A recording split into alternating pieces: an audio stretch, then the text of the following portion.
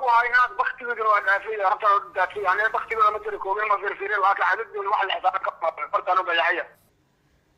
soo dhawaada daawadayaal waxaan idin wadaagi doonaa wararkii ugu dambeeyay dagaal mar kale ka socda degmada Aadan Yabaal ee gobolka Shabeellada Dhexe ciidamada xoogga dalka iyo kuwa dadka deegaanka oo dib u la wareegay degmadaasi kadib markii shalay kooxda argagixisada al-shabaab ay la wareegeen degmada Aadan Yabaal ee gobolka Shabeellada Dhexe muuqaalkan ayaan idin wadaagi doonaa wararkii ugu dambeeyay sidoo kale duqeymo halkaasi ka dhacay yaa fuliyay duqeyntaasi muuqaalkan ayaan idin wadaagi doonaa jabkii ugu cuslaa kooxda argagixisada al-shabaab ay kala kulmeen dagaalka Aadan Yabaal hadda ka socda muuqaalkan ayaad ku daawan doontaan balse marka hore waxaan ka codsanayaa inaad muuqaalka like saarto sina share gareyso saaxiibadaada la wadaagto muuqaalkan mahadsanid wararka ka imaanaya gobolka Shabeellada Dhexe gaar ahaan degmada Aadan Yabaal ayaa wararku waxay sheegayaan in hadda halkaasi uu ka socdo dagaalkii ugu xoogganaa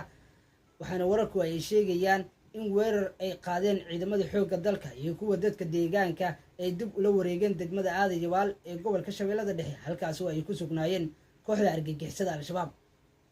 sidaan xogta ku helnay ciidamada xoogga dalka iyo kuwa xaqu dirirka ee deegaanka ayaa weerar dhowr jiha ku qaaday degmada Aadan Yabaal ee gobolka Shabeellaha Dhexe iyadoona halkaasi laga saaray kooxda argagixisada al-shabaab oo shalay duulaan halkaasi ku soo qaaday dib u qabsatay degmada Aadan Yabaal kadib 2 sano halkaasi ay ku sugnaayeen ciidamada xoogga dalka iyo kuwa dadka deegaanka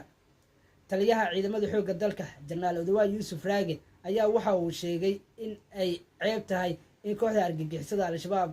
ay haystaan degmada Aadan Yabaal wuxuuna sheegay in uusan dib uga laaban doonin goobta dagaalka ilaa ciidamada xoogga dalka iyo kuwa dadka deegaanka ay dib la wareegaan degmada Aadan Yabaal ee gobolka Shabeellaha Dhexe sidaas darteed ciidamada xoogga dalka iyo kuwa dadka deegaanka oo tixgelinaya hadalka Janaal Odawa Yuusuf Raage ayaa dib ula wareegay degmadan waxaana hadda gacanta ku haya ciidamada xoogga dalka iyo kuwa dadka deegaanka hubka noocyadiisa kala duwan ayaa la isku adeegsaday dagaal saacado qaatay oo halkaasi ka dhacay iyadoona guud ahaan degmada ay hadda gacanta ku hayaan ciidamada xoogga dalka iyo kuwa dadka deegaanka oo isku dhinac ah kooxda argagixisada al-shabaab ayaa weerar dhowr jiha shalay ku qaaday degmadaasi waxaana u suuragashay in ay degmadaasi la wareegaan xalay halkaasi sidoo kale waxaa ka dhacay duqeymo xooggan ay fuliyeen diyaaradaha Mareykanka waxaana wararku intaasi ay ku darayaan in dowladda federaalka Soomaaliya war saxaafadeed ay soo saartay ee kaga hadashay duqeyntaasi waxayna sheegtay in 12 xubnood oo ka tirsan kooxda argagixisada al-shabaab lagu dilay duqeynta xalay ka dhacday degmada Aadan Yabaal ee gobolka Shabeellaha Dhexe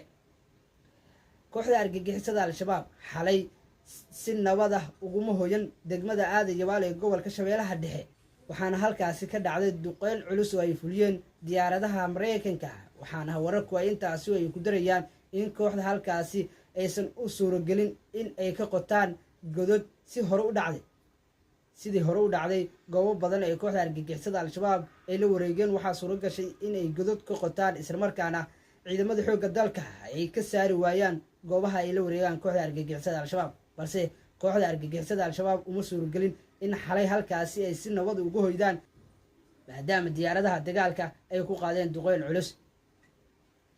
sidoo kale kooxda argagixisada al-shabaab ayaa shalay warar been abuur ah baraha bulshada kuwa baahisay kuwaas oo ay ku sheegtay inay gacanta ku dhigtay taliyihii guutada ciidanka 87aad ee guutada Zaban Ismaaciil Turyare waxaana wararku aan halkaas ka helay inoo xaqiijiyeen inuu taliyaha nabad qabo sidaan ku baahinay muuqaal halkan aad ku daawateen si kastaba degmada Aadan Yabaal ee gobolka Shabeellaha Dhexe waxa hadda gacanta ku haya ciidamada xoogga dalka iyo kuwa dadka deegaanka oo dib kaga saaray kooxda argagixisada al-shabaab waxaana wararku ay sheegayaan in ciidamadu ay weli sii baacsanayaan firxadka kooxda argagixisada al-shabaab